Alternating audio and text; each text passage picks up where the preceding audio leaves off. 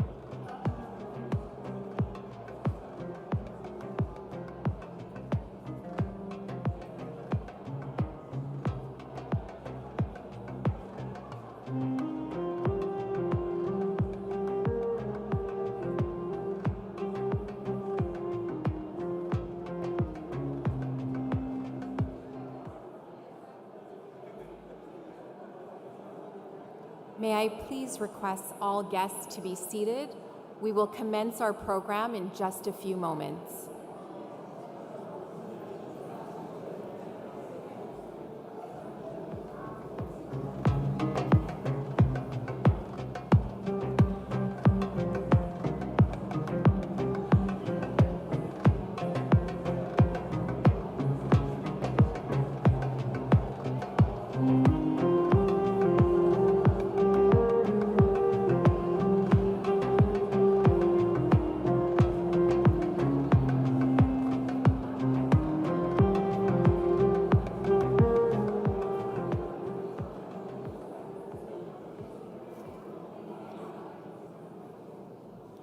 Bismillahir Rahmanir Rahim.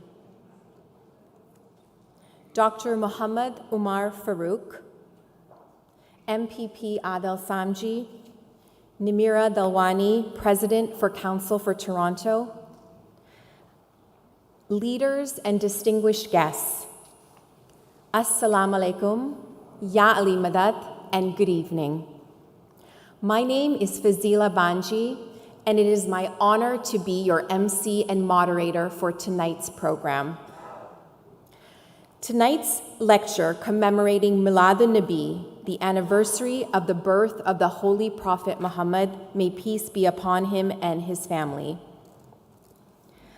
I would like to begin by acknowledging the rich and enduring history of the Indigenous peoples in Ontario.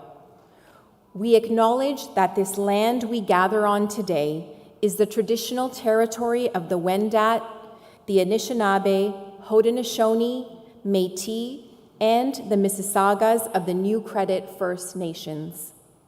The treaty that was signed for this particular parcel of land is collectively referred to as the Toronto Purchase and applies to land east of Brown's Line to Woodbine Avenue and north to Newmarket. This territory is also covered by the Dish with One Spoon Wampum Belt Covenant, an agreement to peaceably share and care for the land and its resources. Now, having just read those words, I would like us to take a brief moment to reflect on the land acknowledgement just recited. We read these words, we hear these words, but now I invite you to take a moment to think about what it means to be settlers on land, particularly this evening as we embark on a topic related to our environment and Sufism. Let's close our eyes for just a moment to reflect on this. Thank you.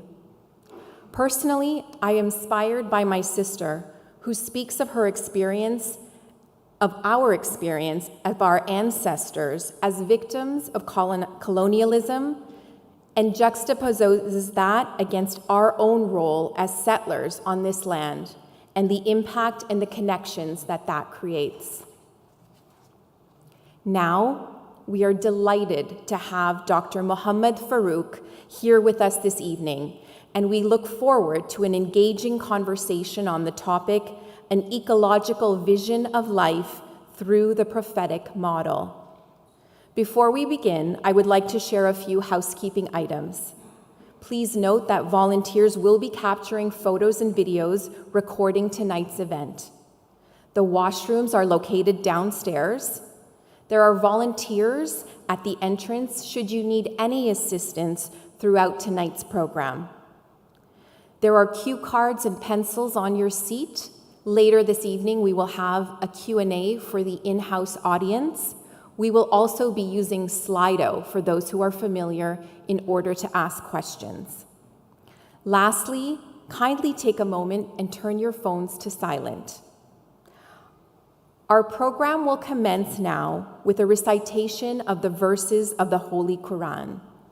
I would like to call upon Mahmoud Ahmadi for the recitation and Zareen Musaji for the English translation.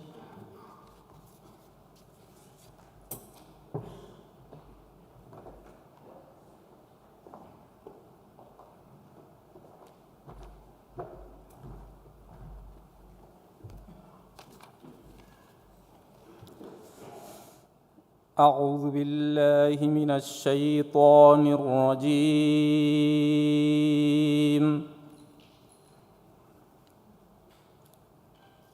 بسم الله الرحمن الرحيم خلق الإنسان علمه البيان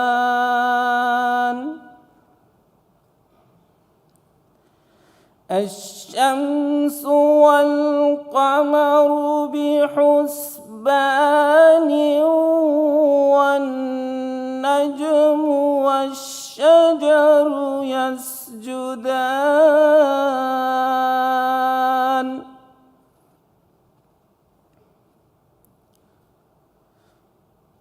والسماء رفعها ووضع الميزان ألا تطغوا في الميزان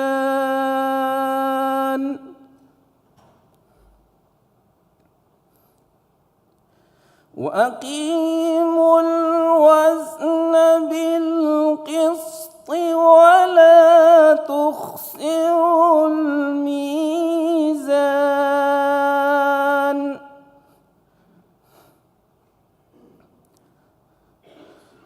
والأرض وضعها للأنام فيها فاكهة والنخل ذات الأكمام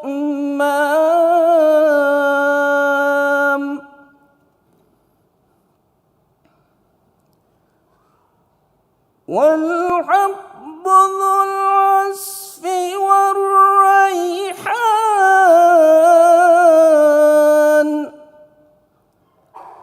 فبأي آلاء ربكما تكذبان صدق الله العلي العظيم.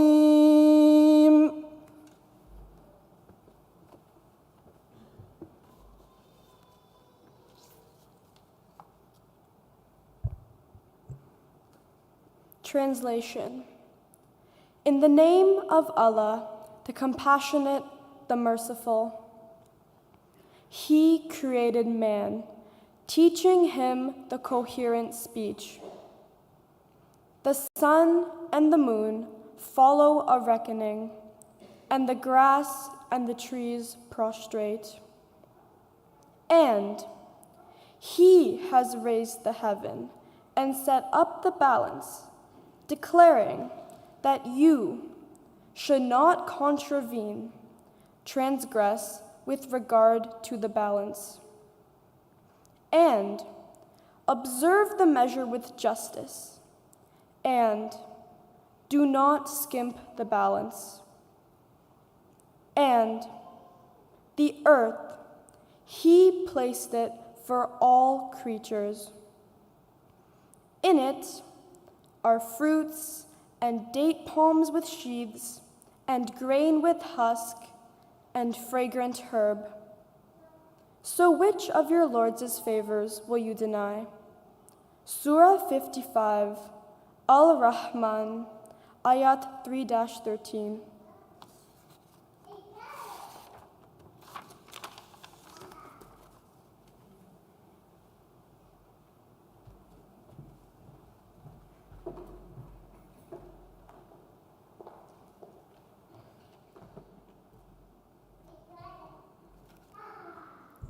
Thank you, Mahmoud and Zafreen, for a lovely recitation and translation to start our evening.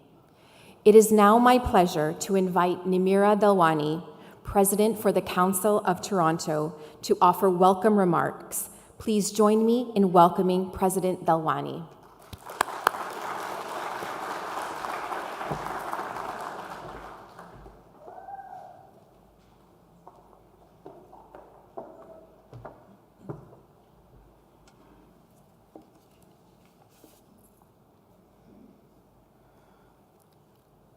Bismillahirrahmanirrahim. MP Salma Zahid, MP Shafqat Ali Khan, MPP Adil Shamji, Mr. Khalil Ahmed Bajwa, Consul General of Pakistan, my fellow leaders and distinguished guests, good evening, bonsoir, assalamu alaikum, and ya Ali Madad. Il m'a fait plaisir d'être avec vous aujourd'hui, en compagnie de Monsieur Dr. Mohamed Omar Faruque, pour explorer les pratiques soufis et le sujet prophétique par rapport aux défis auxquels nous sommes confrontés en raison de la crise environnementale en cours. It is my pleasure to be with you today as we are joined by Dr. Muhammad Omar Faruque to explore Sufi practices and prophetic wisdom in relation to the challenges we face due to our ongoing environmental crisis. This discussion is very timely for many reasons. Firstly, as I'm sure we all know, we recently celebrated Milad-un-Nabi, which marks the birthday of our beloved Prophet Muhammad, peace be upon him and his family. The Prophet was born over 14 centuries ago in the year 570 CE in Mecca. At the age of 40, he received his first revelation from Allah through the angel Gabriel, which would mark the start of his mission as Allah's last and final messenger.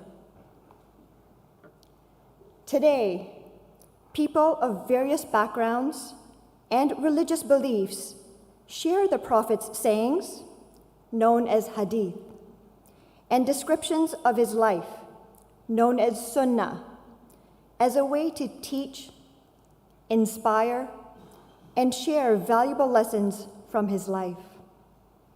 In Surah 33, Ayat 21 of the Holy Quran, Allah says, "Indeed, the messenger of Allah, you have a good example to follow."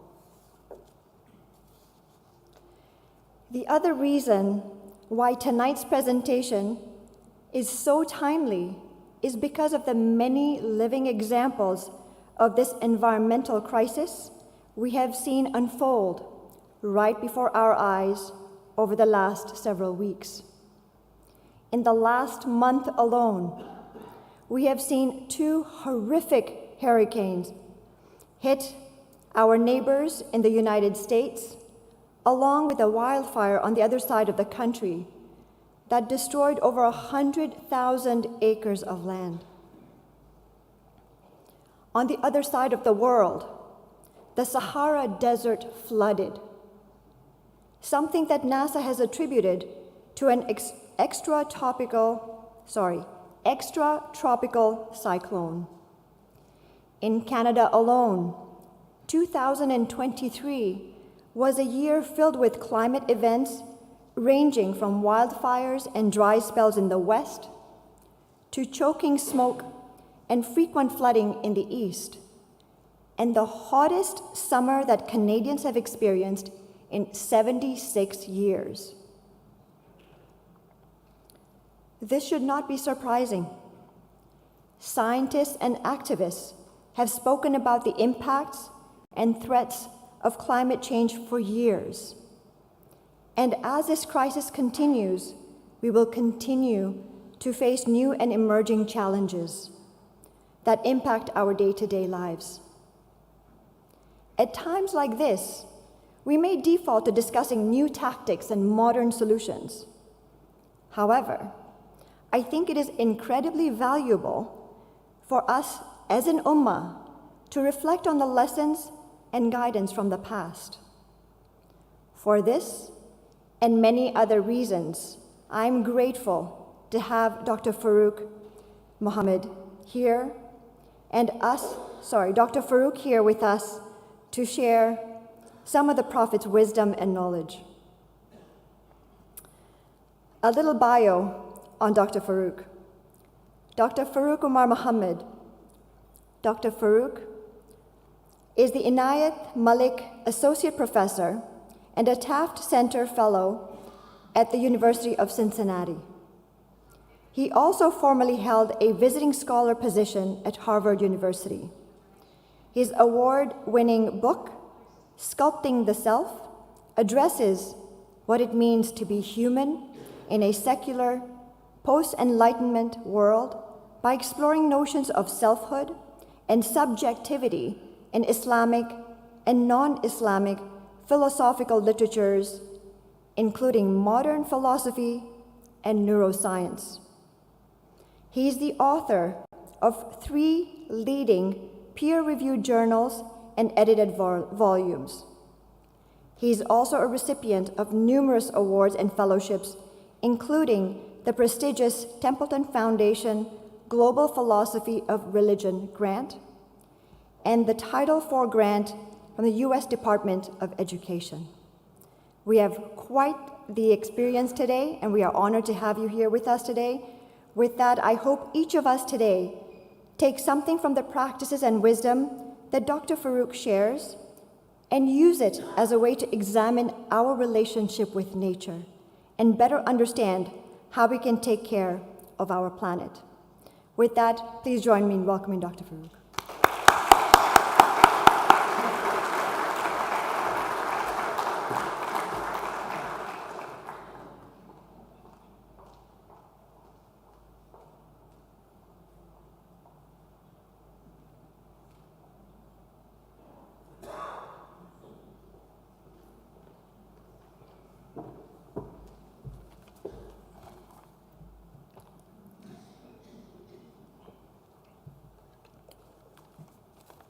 Bismillah. Assalamu alaikum, and a very good evening to all of you. Thanks so much for coming to attend this occasion to celebrate the auspicious occasion of the Prophet's birthday. And inshallah, we're going to have a good discussion about the Prophet's prophetic wisdom and the ecological life. But I would also like to thank Ms. Damani for that kind introduction, and the organizing committee for kindly inviting me to give this speech. So Mrs. Damani's speech actually sets the tone for my talk, which is entitled An Ecological Vision of Life Through the Prophetic Model. Let me begin with let me also keep the watch up time, because I think I have 20 minutes. Yeah, I just want to make sure. Yeah, so I want to begin with the big picture and this big question. Because essentially this talk is about climate change and how prophetic wisdom can provide us with an ecological vision of life. So, what does it mean to be modern in light of the ever-growing threats of climate change, such as the ones that you described? Nearly all aspects of modern life, from agriculture, manufacturing to transportation, are dependent on fossil fuels, resulting in the emission of greenhouse gases. To see how intimately modern lifestyle is intertwined with the use of fossil fuels, it would be helpful to begin with an everyday example. So actually an analysis of our day-to-day life. So as we start the day by brushing our teeth, the toothbrush we use is probably made of plastic, which comes from petroleum, a type of fossil fuel. And if we had breakfast, the grains in our cereal and toast were grown using fertilizer, which emits greenhouse gases during production. These grains were harvested by a steel tractor produced with fossil fuels and powered by gasoline. If we had a burger for lunch, which I hope we didn't for health reasons, producing the beef released greenhouse gases. Cows emit methane. And the wheat for the bun also contributed to emissions.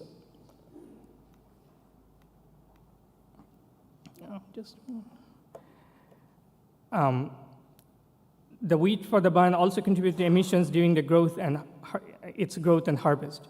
When we get dressed, our clothes might be made of cotton, which also require fertilizer and harvesting, or polyester, which is made from ethylene derived from petroleum. So as you can see, modern life literally litters with carbon footprints. While the ubiquitous presence of carbon footprints characterizes much of modern life by making it an existential issue, it is widely claimed that climate change can be framed in terms of technological, economic, psychological, or political problems that can be, quote-unquote, solved through appropriate means. So, to give some examples, if the problem of climate change is attributable to a hazardous disruption in the Earth's radiation balance, then a potential solution could involve the deployment of particles in the stratosphere to form a sunscreen. So this is where they use various geoengineering models and mechanisms to address climate change. Similarly, if the problem of climate change stems from the entrenched self-interest of fossil fuel and other extractive industries, exerting undue influence over positions of power, then a potential solution could be the divestment and dismantling of such industries in favor of less centralized and more enlightened alternatives. So this is a kind of economic solution that many people propose. Lastly, if the problem is rooted in the colonial past and its enduring legacies and subjecting peoples, species, and environments to conceive and extractive powers, then reparations for the resulting ecological and cultural loss and damage caused by colonial powers might be a solution. So this is a political solution that many people talk about related to the indigenous people and their rights and also around the world. But considering all of the above, one can say that climate change can no longer be limited to being an environmental issue requiring technical solutions. This is because ultimately climate change is about values and the meaning of the human project itself. I'm not saying all of these problems, all of these different means are going to be futile. I'm just saying they might provide just insufficient insights, insufficient means to address the issue. Hence, we need to look at something more. The problem-solution approach seriously undermines our understanding of climate change, as it fails to ask deeper questions, the examples that I gave. The deeper questions regarding the modern condition, which is permeated by the use of energy and fossil fuels, in the example that I just cited. These deeper questions on the screen pertain to the ultimate meaning of human life. What is it? What is it that we're trying to achieve? Is it about increasing life expectancy, maximizing GDP, eradicating poverty, or boosting global happiness? Is it about self-determination and freedom? Is it about harmony and peace with the modern human world, nature? Is it about contemplating the cosmic order?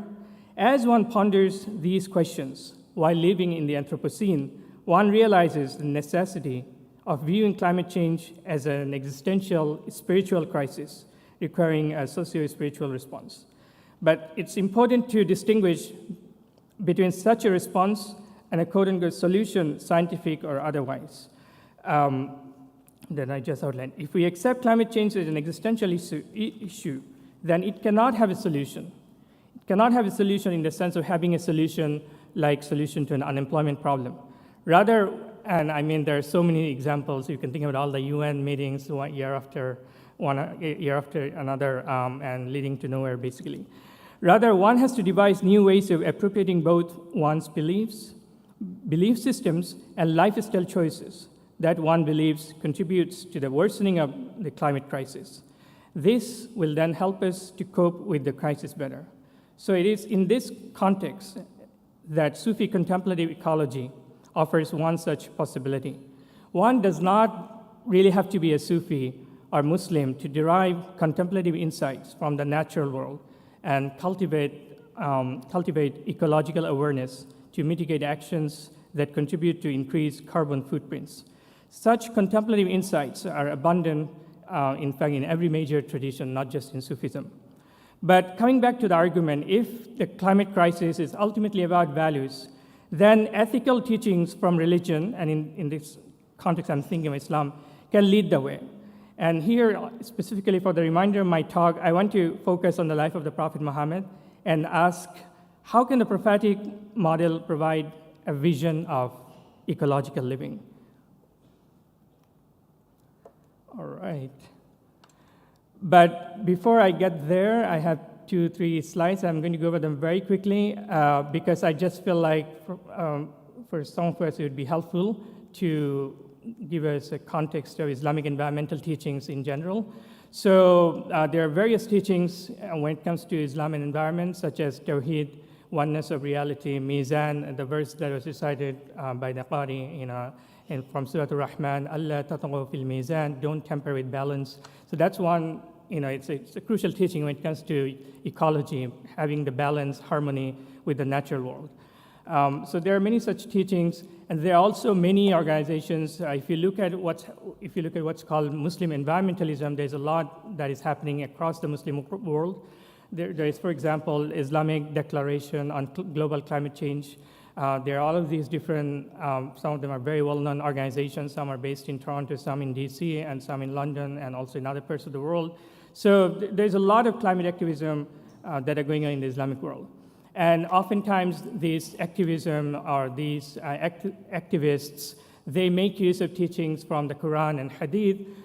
So for example, we have something called green Hadith, sayings of the Prophet that relate to the water that we drink, earth, nature, and the way how we should treat animals, because the Prophet's life is full of examples. For example, he was very kind toward animals. He also warns us about harming plants unnecessarily and encourages us to plant trees as a form of charity. So there are all of these sayings, and there are many pamphlets that if you Google, you'll find, and they serve as inspiration for many Muslim climate activists.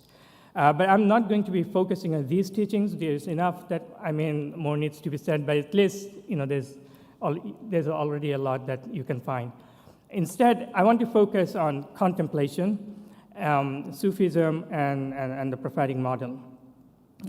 So, just a moment, sorry.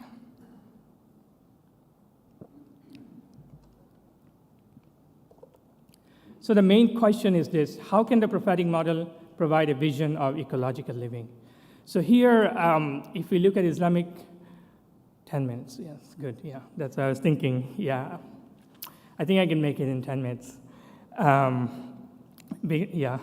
So when it comes to the Prophet and his life, it's multidimensional. You can focus on his social life, you can focus on his political life, and Muslim communities, they focus on different dimensions of the Prophet life and receive inspiration to address various contemporary issues. So here, I want to focus on the inner life of the Prophet, because that is the source of Sufi teaching. Sufism is the mystical dimension of Islam. And especially, I want to focus on contemplation, because the Prophet, in addition to a very rich external life, he also had a very, very profound inner life. Even before his prophetic revelation, he used to go to Hira, one of the mountains found in Mecca, and he used to meditate, contemplate. So this serves as the source of Sufi contemplative teachings, and specifically, I want to focus on contemplation and simple living and their intertwining relationship. So first of all, what is contemplation? So contemplation is a spiritual cognitive activity that involves the mind, body, and spirit working together, working in unison to transform the self. That is how I would define contemplation, and there are many Arabic and Persian Islamic words to talk about contemplation, like muraqaba, like fiqh, tafakkur. So I'm not going to do a linguistic analysis, but the Islamic spiritual heritage is already rich with contemplative practices. And contemplative practices are important because, according to one narrative, climate change it's about healing the broken relationship with nature, because we have tended to use nature as simply a resource through which we can satisfy our material desires. It's also about developing what many people call interconnectedness. So to expand more on this in relation to the Prophet's life, there is also something else that needs to be taken into consideration, because contemplation fosters ecological living, and ecological living implies simple living. So when it comes to the inner life of the Prophet, there are many things again, but let's just focus on contemplation and simple living. So when it comes to simple living, for example, here, simple living consisted of these elements: harmony, equilibrium, inner peace, self-control, self-discipline, and non-harm. And in our context, it also implies minimum technology dependence. So the prophetic life, if we really study it through the lens of Sufism, it's very rich when it comes to all of these different elements that I would argue provides elements for simple living. Yeah, but let's kind of try to draw practical lessons how we can kind of concretely implement some of these contemplative practices and lead a life which some would describe as eco-friendly living. So the first thing to note is that contemplation is not possible without simple living. But when it comes to our modern context, there are lots of obstacles to simple living. By the way, simple living does not mean simple in a kind of everyday sense, because as we shall soon see, simple living is simple, but it's very rich when it comes to its inner dimension. But nonetheless, when it comes to simple living, which is a flip side of ecological living, you might say, there are all of these obstacles, such as commodification of life, consumerist culture, excessive externalization of one's energy. So just to expand on one of these. So here I have Peter Kalmus, a well-known climate activist, also a climate scientist. So he says this about consumerism. Quote, this kind of luxurious, high-energy life, lots of flying in planes, lots of SUVs and Mac mansions, and living really far away from work and living far away from loved ones, we have to weigh these things against all the wildfires and massive droughts and coming agricultural failures and flooding and loss of coastal cities, and decide which one we think is more important. So I think it's very, end of quote, it's very patent what he's talking about, because consumerist culture, unfortunately, it seems to be a core of modern life, and this is something definitely not at all helping.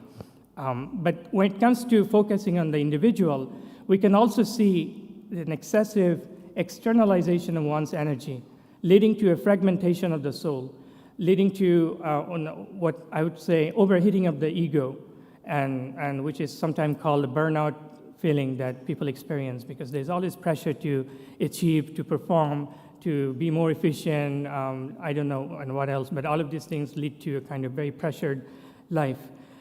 So the question is, how can contemplation help us cope with our modern life, which is full of those elements? Here, incidentally, I also thought of quoting a poem that was attributed to Imam Ali, which he might have said, or some people say there's another Imam Ali, Ali ibn Abu Talib Qayrawani, North African person. Regardless, when you read Nahj al-Balagha, this is very much in line with the message of Imam Ali. So here is what he says. Your remedy is within you, yet you perceive it not. Your disease stems from you, yet see you not. You are the manifest book, whose verses manifest the hidden content. You think you are a small body, while enfolded within you is the great world. End of quote. So this poem urges us to do self-exploration, spending time with oneself. And this is really at the heart of contemplative life.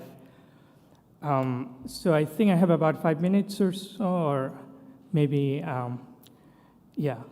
I know I'm just outlining, and that's what I hope to do in 20 minutes. But as I said, Sufism and its contemplative practices, they have a 1400 years old history. So at the core of contemplative practices, there is something called the dhikr, D-H-I-K-R, in South Asia sometimes pronounced as zikr, that some of us might be familiar with. So this is a traditional prayer. It's not part of daily prayer, but it's something part of meditation, contemplation, that people have traditionally used to cultivate an inner life. So in the context of climate crisis, there are Muslim communities, it's not widely practiced, but at least we have some evidence, especially from Indonesia, where people are adopting some of these prophetic teachings, some of these prayers such as salawat to climate crisis. For example, there's something called eco-salawat. So some of us might be familiar because we often invoke the Prophet by saying, Allahumma salli ala Sayyidina Muhammad, oh God, bless our Prophet, bless our Prophet. So this is something every Muslim sort of recites at different times. But with the new situation, there are Muslim communities who are kind of adapting this prayer to also the ecological situation. So they're adding a new environmental content. And this is deeply meaningful because the Prophet is in the Quran described as Rahmatul lil Alameen, a mercy to the entire creation, entire universe. And his inner life encompasses the cosmos, as we know through Sufism. So, but the ecological content is not explicit when it comes to traditional salawat. But with eco-salawat, in addition to reciting this prayer, salawat, you can also add an environmental intent involving the environment and involving nature. Similarly, there is something called eco-dhikr. Again, recasting various zikr practices to generate specific environmental sentiments while retaining their traditional content, because this is some very sacred teachings. You don't want to play with them. But at the same time, just like today we were silent for a moment, here is a way to kind of, that's one of the ways we can kind of incorporate our modern situation while also doing, performing these prayers. This is actually the last slide, so I can finish it on time. Oh, I'm so sorry.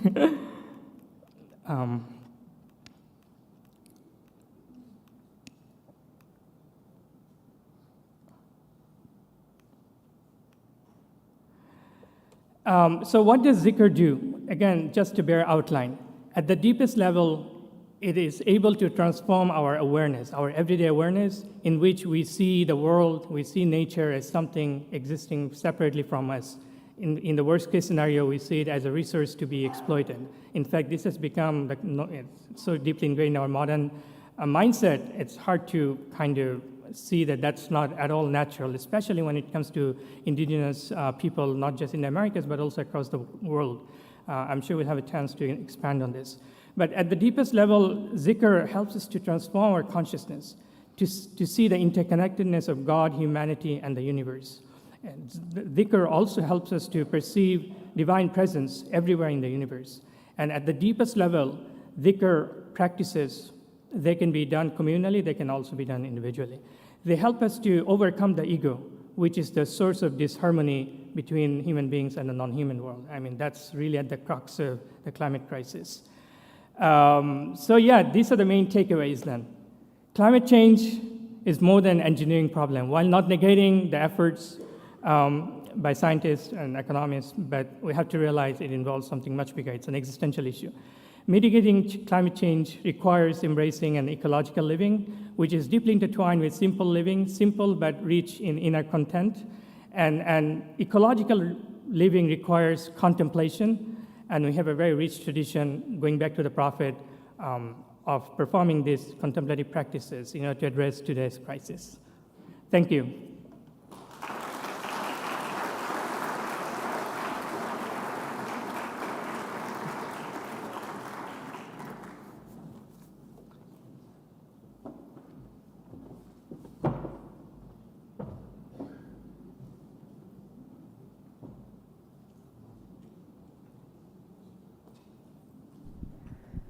That was incredible. Thank you so much. I can hear the wheels turning in the minds of our audience. So another round of applause, please, for Dr. Faruque. Thank you. We're going to spend a few minutes now in a discussion to go deeper into some of the concepts that you've shared with us. And as we start that, I want to bring the audience in-house here, your attention to the second part of that, which will be our audience Q&A. You do have cue cards on your seats, which you can use. We are also going to be using Slido. So if you are familiar with Slido, you can log in with that number and enter your question, which will then appear on my iPad, and we can go from there. So before we get to that, let's dive into a little bit more of what we just heard. I think first of all, I would love to hear a little bit about how you came to study and engage in this fascinating intersection of these important fields of study. If you don't mind giving us a quick snapshot of how this happened. Thank you so much. So I don't feel extremely comfortable talking about the personal feelings, but I can definitely talk about my kind of academic / spiritual journey. So for me, it began when I was barely 13. So one day I was just thinking about who am I in the grand schemes of things, like my place in the universe. I think that was the beginning point. And then since then, it was a kind of long journey. And eventually, so I was an economics graduate at the University of London, but I was always interested in addressing deep questions about the relationship of human beings to everything else in the universe. And that led me to philosophy, and eventually I convinced myself that I have to look at these things from multiple perspectives. So I ended up in Iran after my degree, and I spent 3 years in Iran because I wanted to understand modern civilization from a non-Western perspective, because I went to an English school and I was familiar with Western philosophy by then. So that led me to a completely different perception of things, and eventually I completed my PhD from UC Berkeley and Harvard, and also other things. But while doing my research, which is also deeply a personal journey, I realized that I also came across the writings of this philosopher called Syed Hussein Nasr. He wrote about the relationship between human beings and nature. And I felt like this resonates very deeply with my perception as well. So part of my personal journey also involved traveling. I love traveling across the world, especially different cultures, very different cultures. So for example, last year I was in Morocco. I got to spend time with Amazigh people, indigenous people in the mountains. So you really get a very different perspective when you kind of look at the world from perspectives that are not your own. So I realized my quest to understand myself is inseparable from the ecological crisis, because we cannot really understand who we are without understanding nature, who is the other. So at the core of this is the idea of individualism, which resonates with me to some level. But I realize at the end of the day, to really come to a deeper understanding of myself, I have to understand everything else, including God and the universe. And so I ended up teaching lots of courses on climate change, and now also about to publish a book on climate change. That's incredible. Very, very inspiring. And I know we have a lot of young faces in the audience, and I'm sure that story is very meaningful as we think about following that path and where that can lead. So thank you for taking the time to share that. I appreciate it. You know, your talk, you spoke about contemplation and the positive impact to the environment. And I think that for many of us, what might be going through our minds is that we think about contemplation and solving a crisis as two very different facets of our lives, in terms of how we address those, where we practice those, what times of day we do those. Can you go a bit deeper into how you see those coming together, and how we can do that in our fast-paced world? Yeah, I think that's a really important question and a multidimensional, multifaceted question. So there are different ways. So we have to understand that the way we are taught about our individuality, that's something we are kind of we are unique individuals, no doubt about that, but we are also isolated from the rest of the other people and nature and kind of separate. So that's really at the source of some of these problems. And we get to experience this firsthand when we spend time with people, human beings who don't share this perspective, such as the indigenous people here in the Americas or elsewhere, as I was saying. And it's remarkable. So when I teach a course on climate change, there are always few modules on indigenous conceptions of nature. And I'm always amazed how when you compare the teachings that Sufism has, for example, through someone like Jalal ad-Din Rumi, and you compare them with various Native American conceptions of nature, how kind of they resonate so well deeply with each other. So at the heart of some of these indigenous teachings is the idea of non-separation, where our selfhood, our sense of the self, is already deeply embedded in the vastness of being. This is very clear if we spend time with people who grew up in forests, and when you ask to talk about themselves, they cannot simply talk about themselves like in a hyper-individualistic way. They have to refer to the forest, they have to refer to the sound that they hear. It all kind of become intertwined. So I think that's a very good starting point to think about that issue. Yeah, very, very fascinating. And I think it kind of leverages that point where you mentioned in your talk that, you know, you don't have to be a Sufi to engage in this practice, but, you know, some may argue that, well, you can tackle the climate crisis without contemplation. So how do you address that counter argument that I'm sure you've heard before? Sure.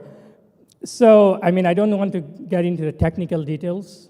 So the book that I'm completing has few chapters on climate science and then also environmental humanities, and there's also a chapter on ecological economics.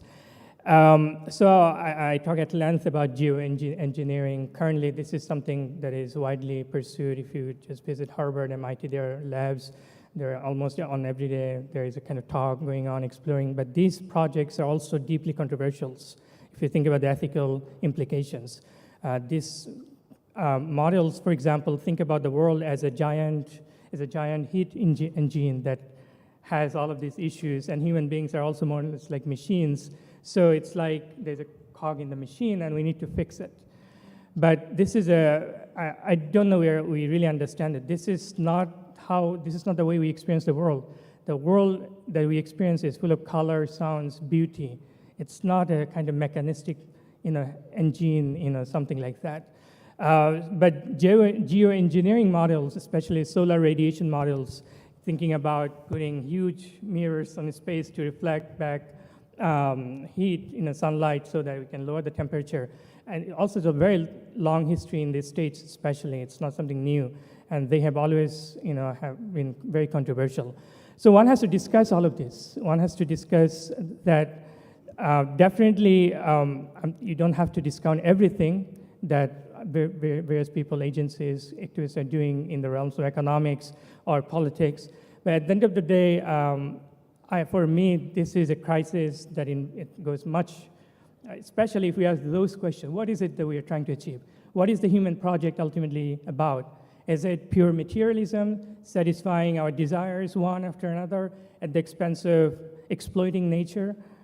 If we say yes, and I doubt whether anybody has the courage, and to say yes at this point in time, I think we'll get very different responses. So while I don't want to discount what's happening, but I want people to realize that it's much deeper than how it appears.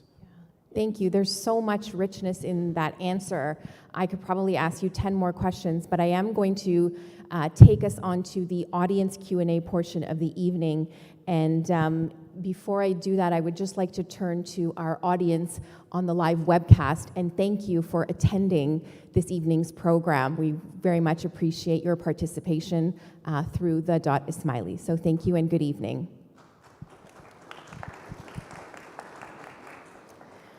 We're now going to